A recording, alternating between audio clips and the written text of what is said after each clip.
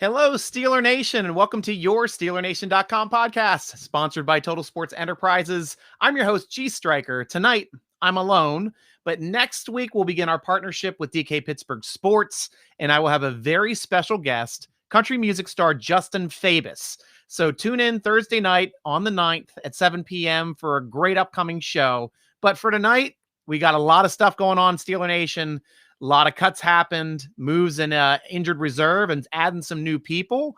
I want to, and also, if you're listening live, obviously across Twitter, across Facebook, across YouTube, please chime in with your questions and comments. I'm recording directly off of Restream tonight, so I can get your comments and everything right up on the screen as you punch them in. So we're going to have some fun with that too. First, I want to start talking about the cuts. And cut-wise, wasn't too crazy. There was a couple surprises on here that I wasn't anticipating. But on the whole, I thought the cuts were pretty good. And now I can't find my freaking sheet. Watch, I freaking closed it. Nope, there it is. There we go. Yeah, so first off, we'll go in order here from the cuts as they were reported. Marcus Baugh, tight end, was cut. Tony Brooks-James was cut.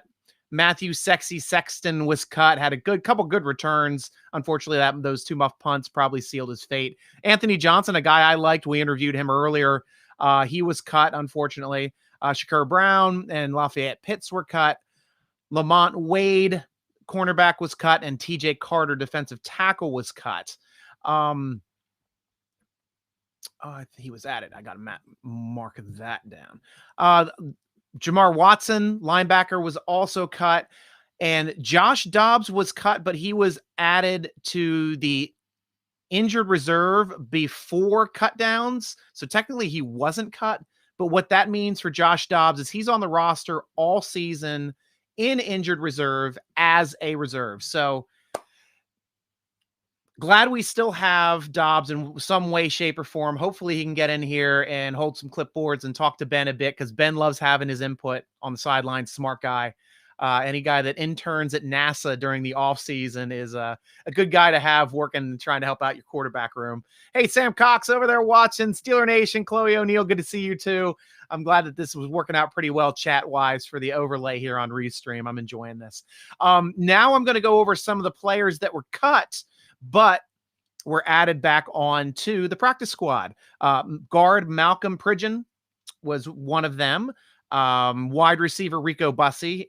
He had a great preseason, so congratulations to him for making the team. Trey Edmonds, whose brother's on the team, he's been around as a fullback for a while. Jalen Samuels named to the practice squad as well. Probably going to get called up on game day here with McFadden being out here for the next couple games, but we'll talk about that coming up as well. Chaz Green and John Leglu, the two offensive linemen, were both re-added. John Leglu was playing pretty much every single position on the line. Chaz Green was playing tackle. Mark Gilbert re-added defensive back. Donovan Steiner as the safety coming back. He had a nice interception in that one game. I think that was the Philly game when he stepped in front of the play in the second half. I love that play. And then Cody White coming back as well as a wide receiver. So a lot of guys coming back onto the team. And then we had some interesting, what I thought were the head scratcher moves. And, at least it kind of took me by surprise. And I'm going to start with my favorite place to start, of course, special teams. We replaced 2 of the 3 special teams players.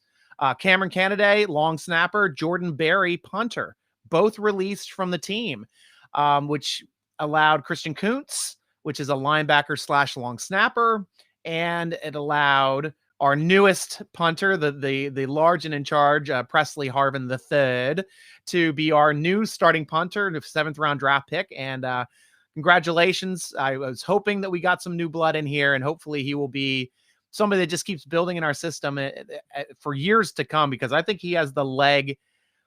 And right now he's at his floor, and his floor right now was as good as Jordan Berry's ceiling, because Jordan Berry kicked the crap out of the football this preseason.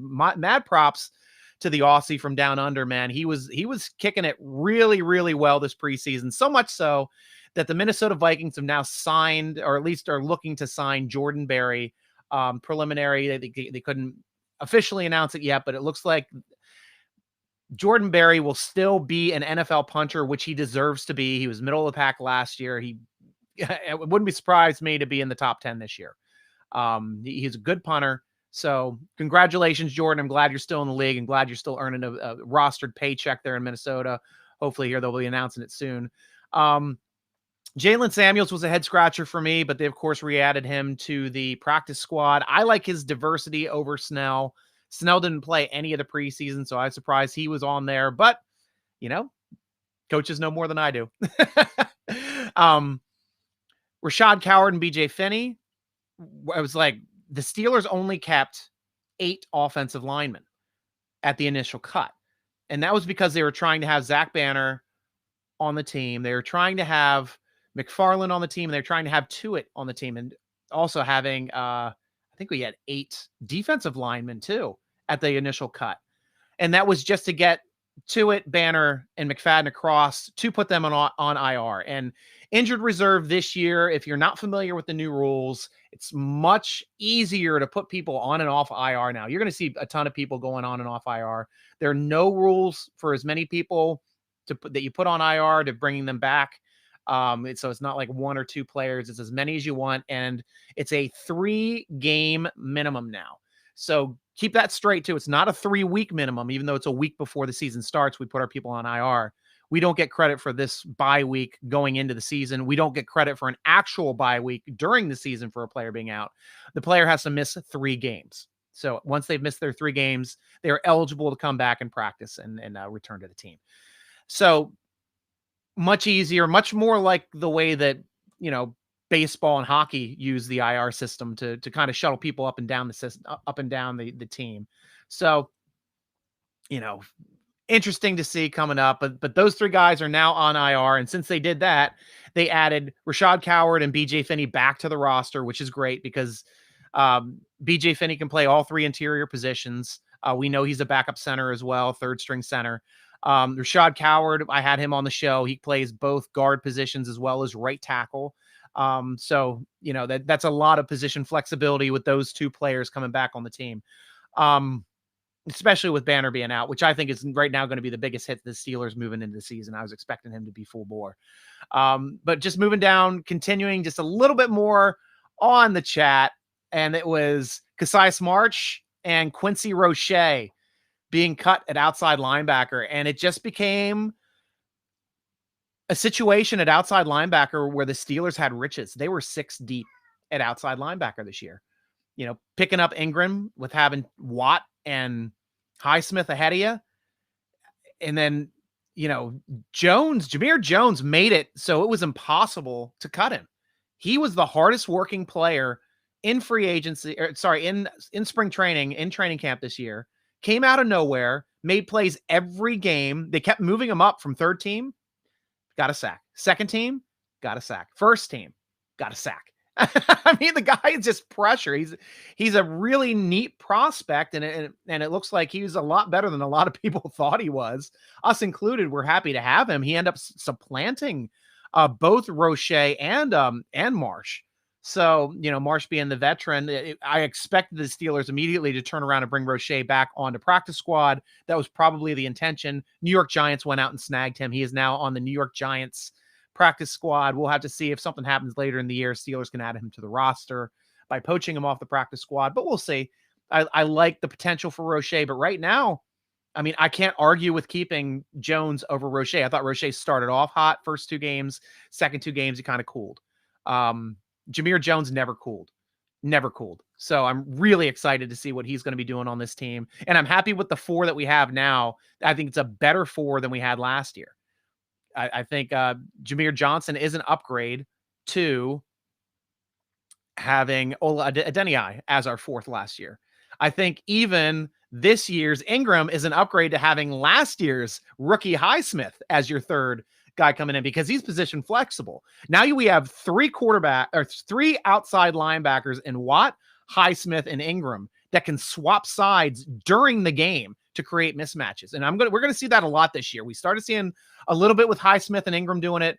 in preseason, but you add Watt to the factor, and it's just going to be insane watching these guys flip flop and just creating mismatches and having offensive coordinators pull out their hair trying to scheme for these guys, because they're going to be all over the field, creating disruption, especially having the big guys in front of them. Last guy, which was the only other surprise, was Arthur Mollett. They re-added him to the practice squad. Or sorry, they re-added him to the team once everybody was cut. But he might be off of the team here soon. I'll talk about this right here coming up now, because the Steelers did add a couple extra players. And the newest players to the team now, we've got a wide receiver, Steven Sims, from the Washington football team. He's been there for 2 years, about 500 yards receiving, plays punt return, plays kick return, has a touchdown on kick return, has 7 touchdowns total in 2 years, 5 receiving, 1 rushing, 1 kick return. And he was an undrafted rookie free agent out of in 2019 when Washington picked him up. Bonus, a guy that is return capable and actually has returned a touchdown, a kickoff return touchdown, 91 yards in the NFL in actual games, not preseason or anything like that. So we got an actual NFL ready wide receiver on our practice squad, along with our developmental guys with, Cody White and Rico as well, coming up through being developmental. So I'm really excited, at least, to have a pretty deep extended roster behind the big 5, which were already locked in from last year. Ray was not leaving, guys. There was no way they were going to cut Ray. He might have had a down game or two, but the guy can play. The guy can definitely play. But if anything happens to Ray, we now have some returners on that practice squad we can bring up and have them play. So linebacker, since we didn't get Roche, we ended up bringing in a guy by the name of Derek Tuska out of the 7th rounder from 2020 from Denver, mostly a special teams player. Alex Kozora over at the Depot did an extensive breakdown on him. I suggest going over, checking out that article. More help probably in the running game, good at sealing the edge, really good at sealing the edge. But not as much of a pass rushing threat, obviously, as Roche or any of our outside linebackers were this offseason. So I'm really, so we got a good quality piece, even though we were not able to retain Roche. Christian Miller also added a 4th rounder from the Panthers. He opted out of the 2020 season, also a linebacker. Doesn't have any statistics or anything yet, so we developmental, obviously, but Steelers liked him some reason. So we'll have to see how he fits into the system. Defensive end Daniel Archibald, undrafted rookie free agent this year out of Temple. I found some interesting things when I read up on him. He actually took some snaps at tight end. So don't know if Steelers are thinking about a developmental tight end here, or if they're just strictly going to keep him to defensive end, because Steelers love their defensive linemen and they're stocked. They are stocked thick with defensive linemen. My cat agrees. I mean, Lexi's just all about defensive linemen, though she prefers her Bengals defensive linemen. And I complain with her about that. She says they're going to get good pass rush on our younger offensive line, but I say we're going to hold our own. But either way, 6'6", 300-pound Daniel Archibald, if he plays any tight end, he's going to be a house at tight end. So we'll see how that works. And then my favorite absolute pickup, who is currently on our practice squad, strong safety Carl Joseph, drafted in the 1st round, number 14, 2016 by the Raiders. Spent 3 decent years there. I mean, his only problem was he couldn't stay healthy. Otherwise, when he's healthy and he's in there, he's productive. He makes plays. And he's a strong safety, guys. So could be pushing Edmonds for some playing time this year. We'll see. We'll see if that happens. And I'd be excited for it, because he seems to make a little bit more splash plays than Edmonds does. But we'll have to see how that shakes out. But either way, way better safety depth than we had going into the initial look of it. I mean, Steelers fans, we're already talking about safety depth and what we needed to do to help shore that up. And Carl Joseph is one of those players. I was even thinking take Sean Davis. Sean Davis hit the waiver wire. He was a special teams monster for us last year. Recovered 2 fumbles to retain possessions for us on special teams last season. So big plays there that people kind of forget about. But I loved his play.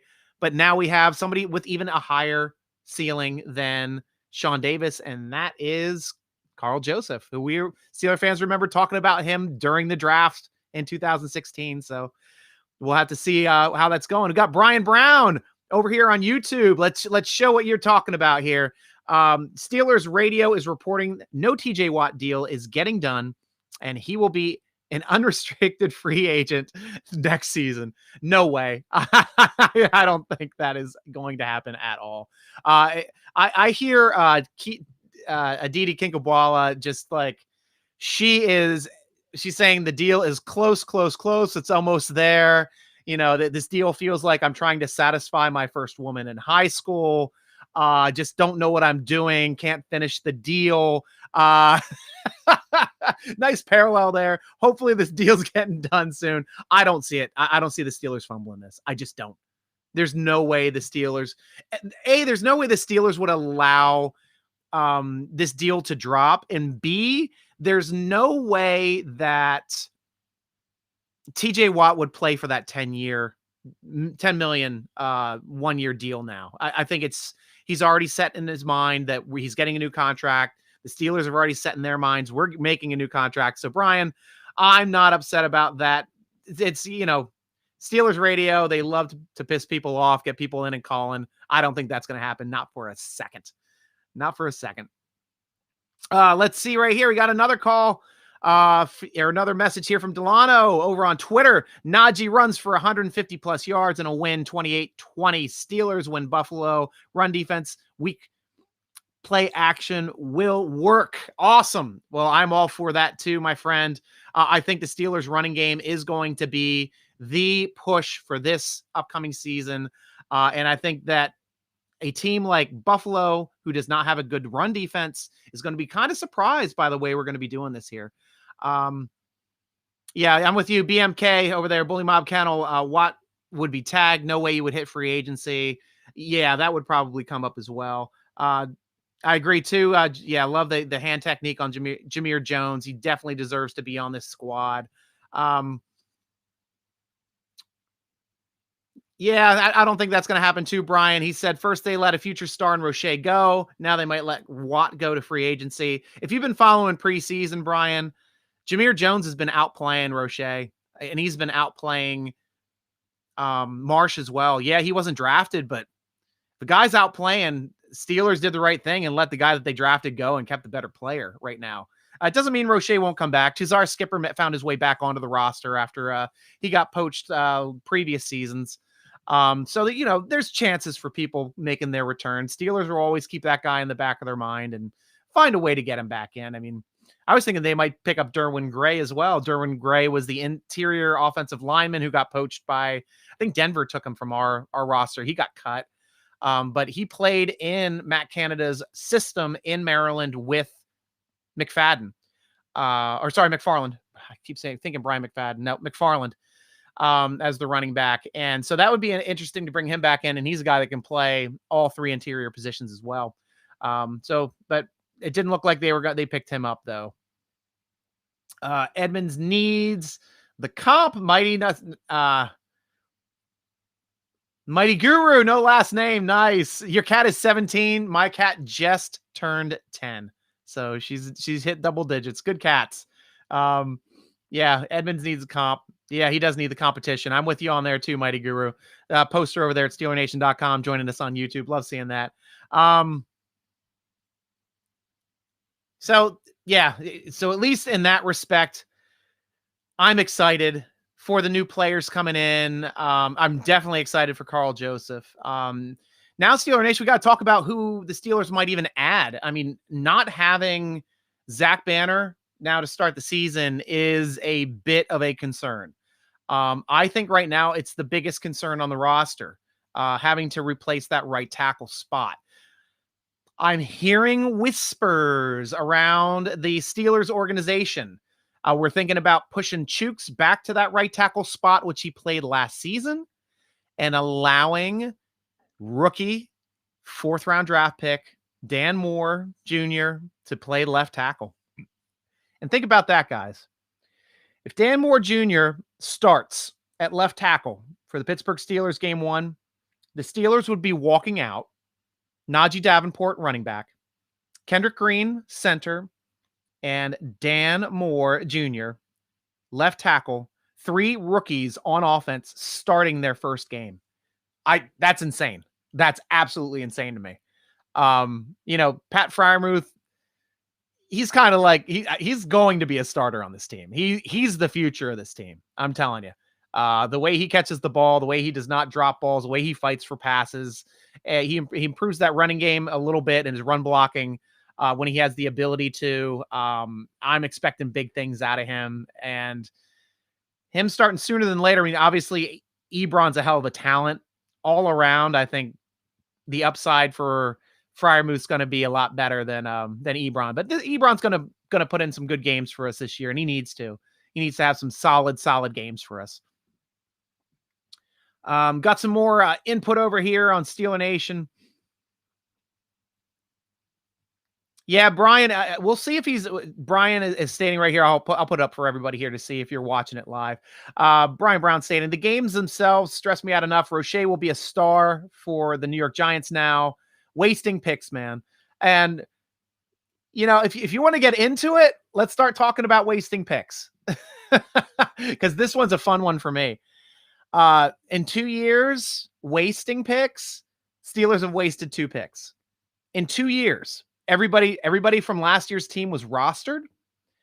One person from last year's team that was rostered is not on this year's team, and that is Brooks Jr., who was supposed to be slotted in to be our starting slot corner because he got injured. So Steelers released him from injury, so he could still come back technically this year, hopefully sometime. But I'd expect us to add him hopefully in a little bit. Now getting Carl Joseph, who knows we're going to add him. We'll see. We'll see if we add him back or not. But that's one missed pick out of 7 2 years ago. Last year, this current year, 1. Rashad is the only player the Steelers drafted this year that is not on the roster. Teams are usually dropping 3 other rookies, and they're usually the lower round rookies. We had our punter, a 7th rounder, make the team. We had Loudermilk. I guess he was a 4th rounder, though, technically, make the team. We had Buddy Johnson make the team, inside linebacker. So we're not wasting draft picks, man. We're far from it. And the cool thing now, too, he can't be a star for the Giants yet because he's still on their practice squad. But while he's on their practice squad, the Steelers can still poach him. So if they want to grab him and bring him back to the team and add him to the roster, they can because he's there. And, I loved, don't get me wrong, Brian, I'm with you. I loved the Rashad pick back when it happened. It seemed to be Steeler Nation's favorite pick. I mean, now after training camp, everybody's talking about Loudermilk, the guy that everybody was mad about moving up for on draft day, wasting a future pick to get this guy who's already showing he can play. And he's going to be playing special teams, and he's going to be relieving our starters as a 4th rounder. So, or 5th rounder. Sorry, 5th rounder. Yeah, we moved back up to the 5th for that one because we didn't have a 5th. So I can't be super upset about it yet. We'll see how it plays out. We'll see if Rashad ever makes a roster, because he's got to make a roster first. And that first roster now that he's got the best chance of making will be that New York Giants roster. And I wish him the best. If he goes out and gets sacks, I mean, I wish him the best. But if Jameer Jones ends up being better than Rashad, none of us are going to even remember this moment, really. I wouldn't be upset about it. I wouldn't get mad about it in the future. Same thing with Ingram. I mean, you're not going to knock Ingram off the team. You're not going to knock Highsmith off the team. Highsmith, the best player in training camp this year. He killed it in training camp. He was unblockable. Our guys couldn't block him. Other teams couldn't block him.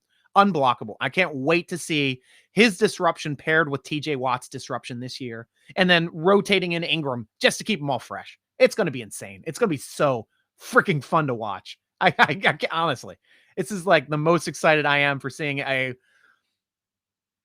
outside linebacker tandem that is 3 deep. It's 3 deep. Like, we've had some good doubles, some 2 tandems. We've had some good, some people jump on. I mean, come on. This is no Anthony Chiquillo jumping in 3rd. I mean, come on, guys. This is something that's super exciting. And it's going to be a lot of fun to watch. Yeah, Core 4, he's got to do his best. We'll have to see. Yeah, we got to trust in Colbert. I just got an awesome Colbert shirt for it too. The general manager from DC4L Sports. I got to bring up their website perfectly for you. So I can't find it. Dang it. But I'll bring it up. I'll be wearing it on the first podcast. It's called The General Manager. It's in the font of the Godfather, and he's sitting there looking like the Godfather with the puppeteering strings coming down across the words General Manager. Love the shirt. Love the design idea. And I'll be pimping that hard in the first podcast coming up next week on the 9th there at 7:00 on Thursday. With Justin Fabus. We're gonna bring in stars now to come in and talk football, because we can. There's one thing about Steeler fans. They're all over the entertainment industry, man. And it's going to be so fun talking to a lot of these guys coming in, and them being as excited to talk about the Steelers as we are excited to talking about their careers. So it's going to be a lot of fun. So Justin Fabus next week coming in for that show.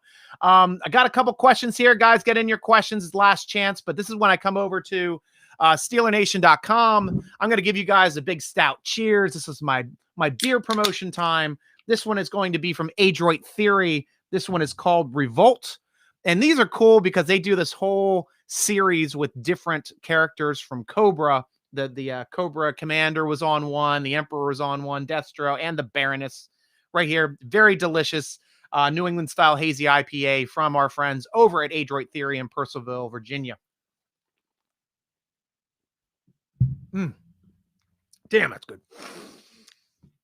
I can do a podcast about beer, guys. I love beer that much. So, yeah. So now we're moving up to /Steel with the first questions from SteelerNation.com. If you guys want to get in on this too, check out that football forum over at SteelerNation.com. It's free to join, and it's fun as hell. Bunch of smart guys over there just talking football all day. What are some corners and offensive tackles out there that I'd like to see that the Steelers might be interested in? My goodness, we've got to tell you the truth. I don't know who the available corners and offensive tackles are.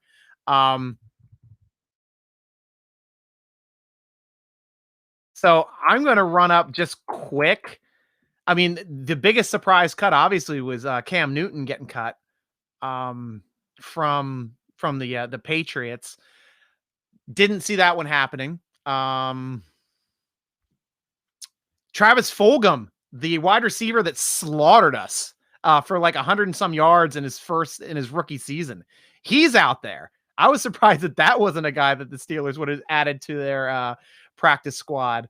Tyrell Crosby, I suppose, from the Detroit Lions is an offensive tackle where you can bring somebody in like that. He's 25 years old.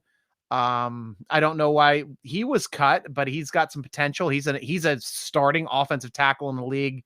Would be somebody good to bring in, to hopefully he could play right tackle. So that's that spot right there that we need the most help at, since a lot of people aren't happy with having Chooks coming back there to the right tackle spot.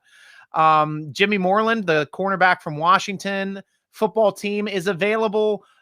He had a pretty decent season last year. Slot guy, obviously that's our need. If we get him at slot, we're now deeper at outside. We can rotate he and Sutton at slot. And then Sutton and Pierre then can rotate in that other outside location. So I'm all for that. I'm trying to think if there's any other positions I'd really want to shore up. I'm pretty happy with what we've done for inside and outside linebackers. Defensive line, we're locked. Offense, I'll tell you another thing too. I'd look for a center. I'm not, and I would not take that old Ravens center. He's kind of done in the league.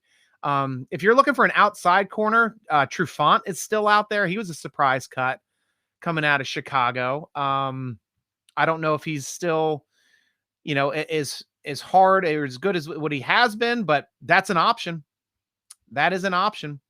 Cam Newton getting cut too. That was insane. Yeah. So a couple Morland, Trufant, I consider that both of them for corner for sure, especially depending on the direction that you want to take it as a general manager. And Crosby as well. Hopefully we put out, we usually talk to a lot of Detroit Lions. We know their team well. We grab a lot of guys from there, which is funny because they don't win, but we get good players from over there. Larry Foote came from there. We got, Hardings,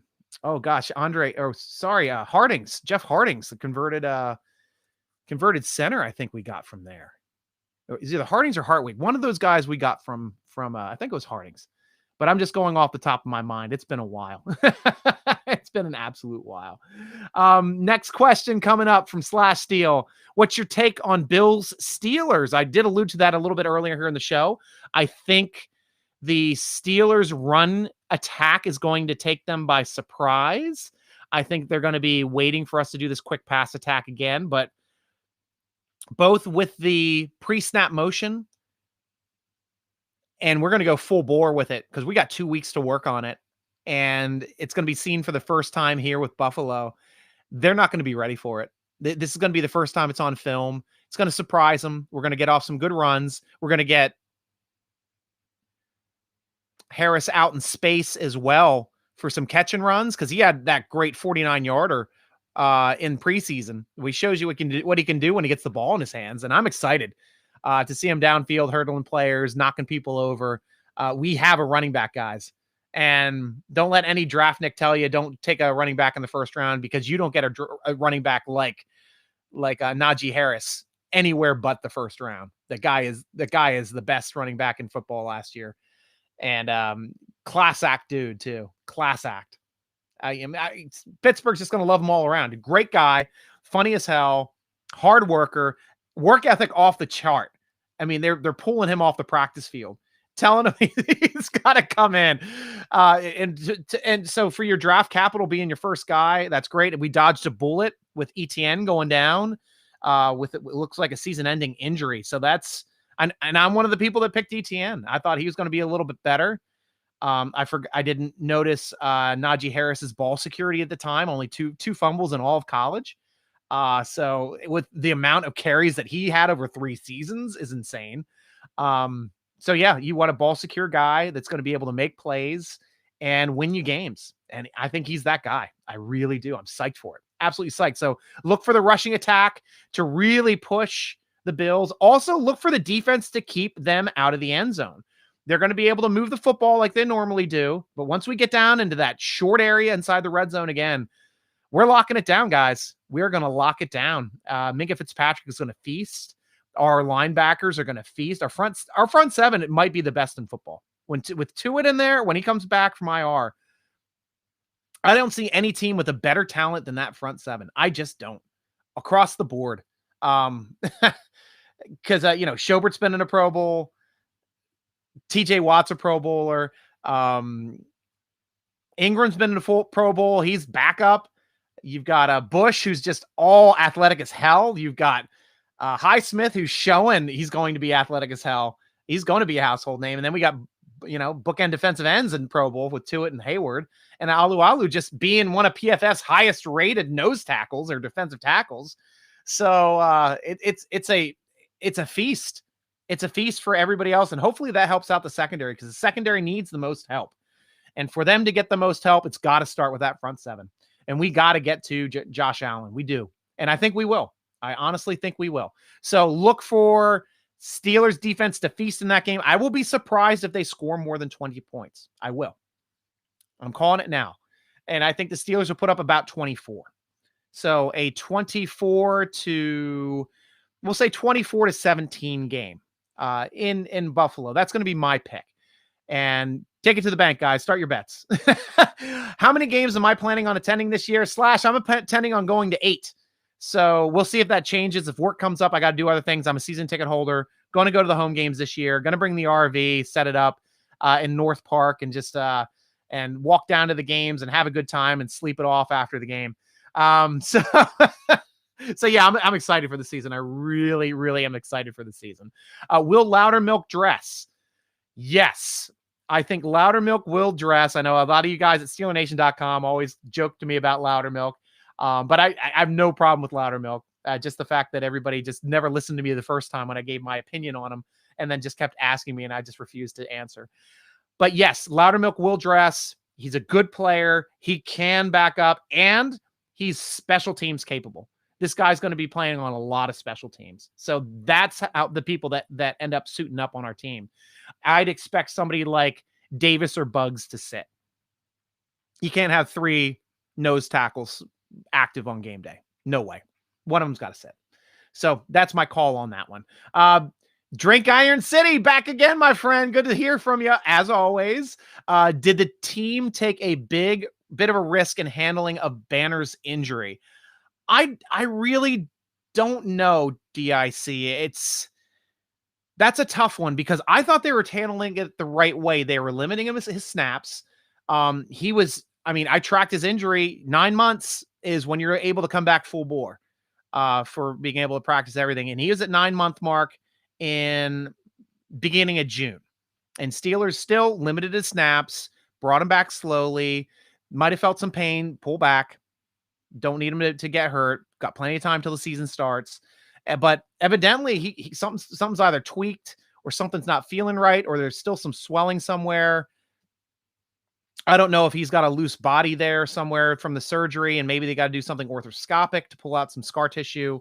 But it's a surprise, and I don't think they could have taken it any differently. If Zach Banner came back first day of training camp, taking all the snaps, and then now it's on IR. Yeah, I'd say, yeah, the Steelers took a risk there. Yeah, they screwed up. But I mean, come on, they barely played him at all in the first 2-3 weeks of preseason. When he came in, he was starting. They only do 7-on-7s. Like he wouldn't do the hurry up offense, so he wasn't running down the field. He wouldn't do the goal line. I didn't think he did the goal line till the end. And then he only played in 1 or 2 games, but they only brought him in for 1 series and then pulled him out. So I think they were trying to take him as easy as possible, to be as optimistic as possible that his knee was going to be ready to come back and be full and ready to go week 1. Unfortunately, that's not the case. So now we have to use IR. Now he's out for a bit longer. I hope it's not lingering for the whole season, because, man, that guy's a people mover, and we need him. We need him on offense. We really do. Second question from Drink Iron City, which is more true? A, Tuitt's mental over his brother passing away, obviously, or Tuitt's knee injury and moving him to injured reserve? I'm going to have to say it's a bit of both, DIC. I really do. The knee obviously is the physical mechanism, which is preventing him from being on the field. He did not do a single team drill at all in training camp. Didn't play in any preseason game. So something physical has got to be there, but it's also difficult to lose a brother. I mean, I can't even fathom what he's going through, what his family is going through from that horrific hit and run accident. It's abhorrent. And, Steelers are doing that the right way. Take all the time you need, get your family stuff straight, get your head straight. We're here for you. And honestly, that's the only way a guy like this is going to come back 100%. Because if you force him to come back before he's ready, his heart's not going to be in it. He's not going to play well. And the team's going to suffer. So you might as well have the guy playing with his heart in it, ready when he's coming back and he's ready to play again, other than him trying to force him to come back, which other teams would do. The other teams would start making fun of a guy that he should be playing. He's not hurt. And the coach starts letting stuff like that out. But that's not something Steelers do. Steelers are professionals. So love that. What is the percentage shot of Joseph taking over Edmonds' spot?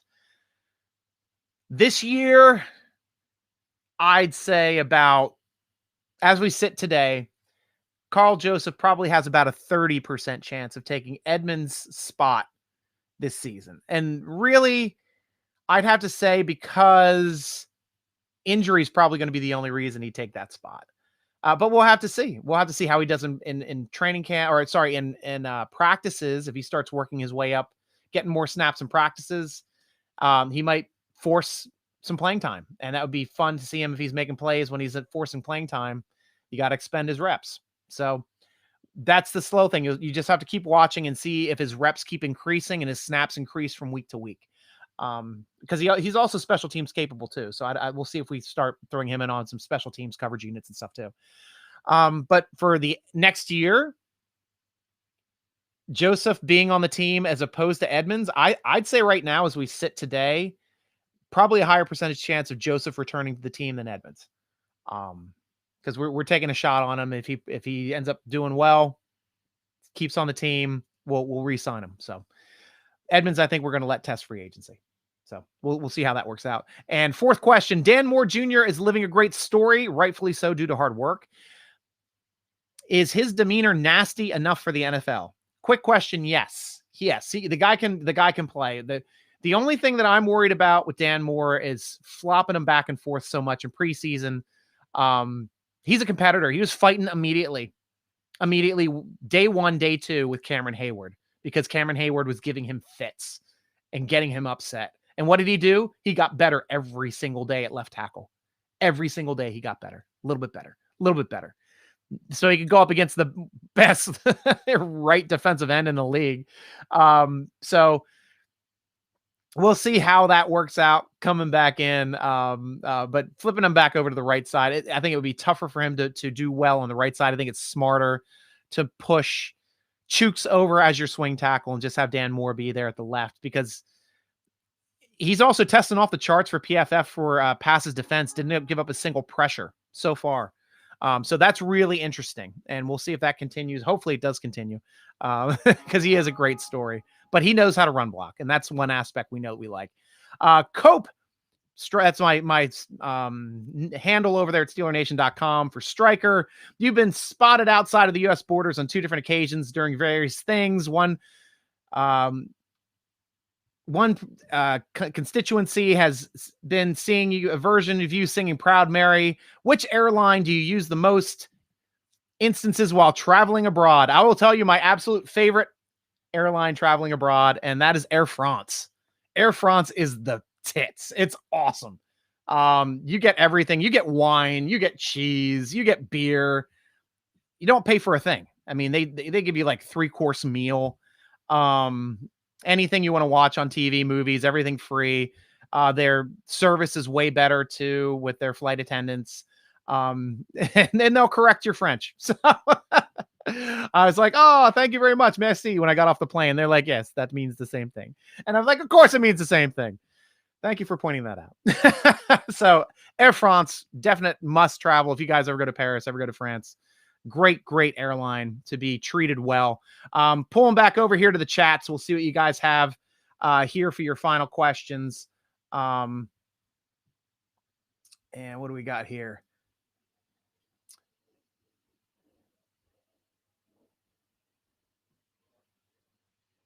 Okay.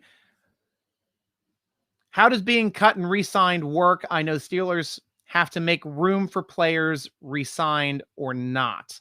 Yes, you have to make room on your roster and cut someone to keep that number at 53. You can't go over 53 on your roster now that we've made cuts. So moving forward, if the Steelers wanted to add anybody to the roster, they'd have to be cut first, and then you can promote someone to your team.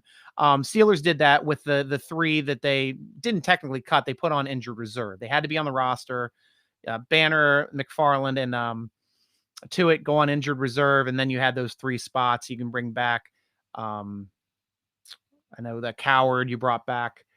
The other interior offensive lineman. I don't know. Oh, BJ Finney. And I'm just going off the top of my head, guys. And Mollett, who was playing the slot too. So, that's kind of like the short answer to bring guys on and off. I know during the season, though, your game day roster is 55. You can promote 2 people from your practice squad to your game day roster twice, and they can remain on your practice squad. If you try to promote a person a 3rd time from your practice squad, they have to be added to your roster. They have to be officially rostered, because you can't bring them up 3 times. So that was one of the COVID rules. It's a great rule. Gets people on and off and being able to play in actual games. So a lot of people ended up making teams because of that extra call up for practice squad players. So it'll be interesting to see who gets called up from our practice squad coming into games.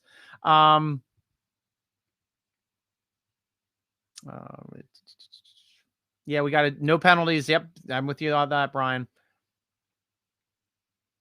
Okay, here's a good question here. I'm going to show this one from Brian. Are the Steelers going to put Sutton on the outside even though Pierre plays the position better? I think it's going to be situationally, Brian. It's still a small sample size on who's better between Pierre and Sutton on the outside. I know they're both competitors. I know Sutton can play it.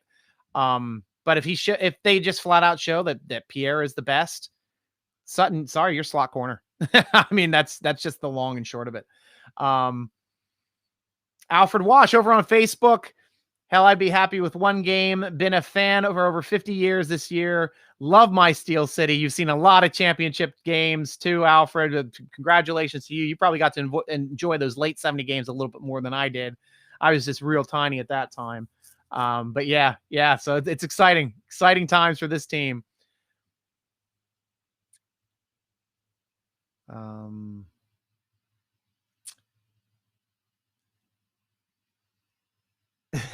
Yes, Air France is fancy. Okay, here we go. Good question here coming in. Colin Pittman asking, has Coach Tomlin named Ben's backup? Yes, officially Ben's backup is Rudolph. It was never officially named, but holding Mason Rudolph out of that last preseason game, letting Haskins play a half, a little bit over a half, means that Haskins is the third quarterback. He will be inactive on game days. So, and that will be confirmed in the Buffalo game, which is, I mean, it's really one of those things. He's never going to just come out and say it. He's never going to come out and say, Rudolph's my backup. You know, he's just going to be like, you know, you guys will write what you want to write. He's not going to put anybody under the bus. He likes the progression as well as I love the progression of Haskins. So, you know, we'll have to see if he can still compete for some time. He's not going to get a lot of snaps as the third quarterback during the week until, you know, Wednesdays when Ben usually takes his day off. But we'll have to see how this thing plays out. Maybe next year with a full year under his belt, understanding that offense, maybe Haskins becomes the next quarterback of the Pittsburgh Steelers. So we'll see how it works. So thank you very much, Steeler Nation. Hey, guys, everybody from Steeler Nation Forum, YouTube, Facebook, Twitter, coming in, chiming in, and joining me on this show. I'll be coming back here. Obviously, big show. Next Thursday, at September 9th at 7 p.m., I will be with country music star Justin Fabus, huge Steeler fan on the DK Pittsburgh Sports Network for podcasts, our new home. So set your alarms, bring your questions, bring some country music questions too. We love talking to Justin. Gonna ask him some fun questions as well. Check out our sponsor over at tseshop.com to get geared up for the season. That's Total Sports Entertainment. They got tons of autograph stuff, tons of fun Steelers stuff as well, tons of Penguin stuff, anything Pittsburgh sports. Go to tseshop.com and check it out. Read our great articles at SteelerNation.com. Tweet us at SteelerNation. Instagram us at SteelerNation.com. Follow the Steeler Nation podcast on Twitter at _SN Podcast, or follow your host, G.Stryker, spelled with a Y, SN at SN Striker on Instagram and Twitter. And I am repping my 215 today for the eastern side of the state. Heart prayers for you guys dealing with the floods over there on the eastern side of the state. I'm there with you. I understand you, and come back here stronger, guys. We'll see you soon. And guys, thanks for joining us for the SteelerNation.com podcast, sponsored by Total Sports Enterprises. I'm your host, G.Stryker, rooting along with you as always. Go Steelers!